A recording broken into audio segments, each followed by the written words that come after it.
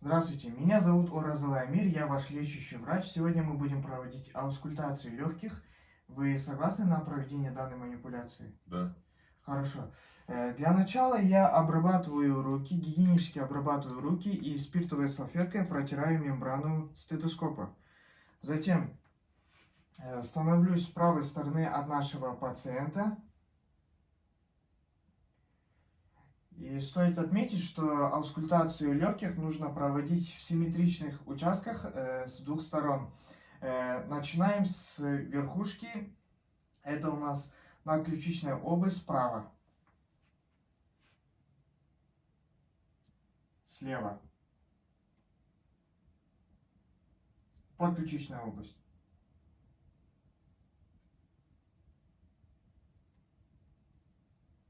Второе межреберье по срединно-ключичной линии.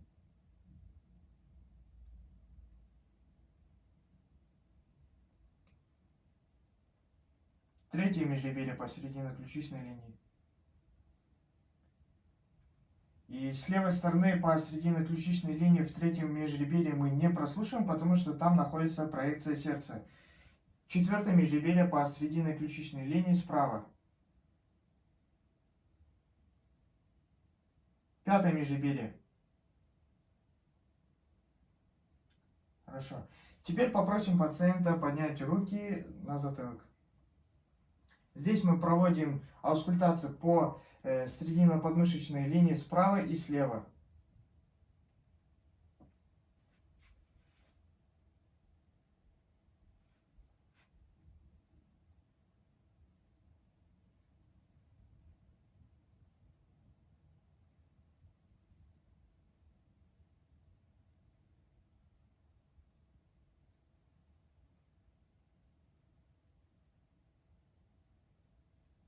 Хорошо.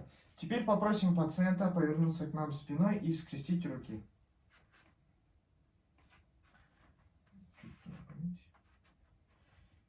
И сами остановлюсь справа от нашего пациента. Аускультацию легких сзади начинаем с надлопаточной областью справа. Слева. Затем идет шестое межреберье по межлопаточной области.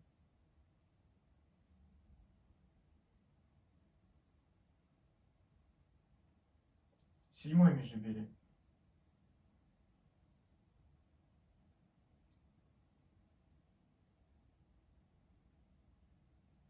Восьмое межреберье по паравертебральной линии.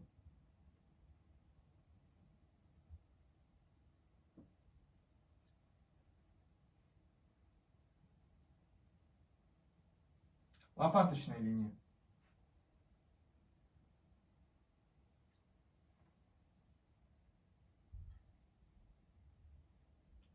Задняя подмышечная линия.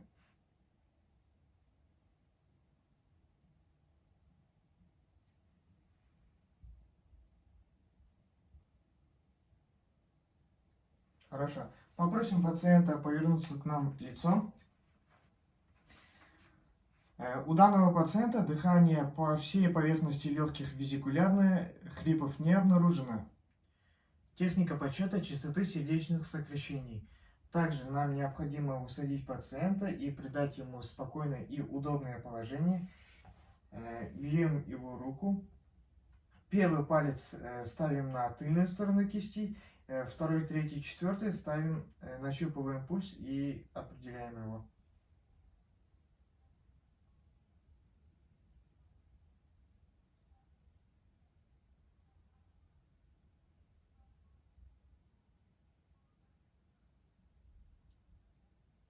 Пульс у данного пациента составляет 80 ударов в минуту.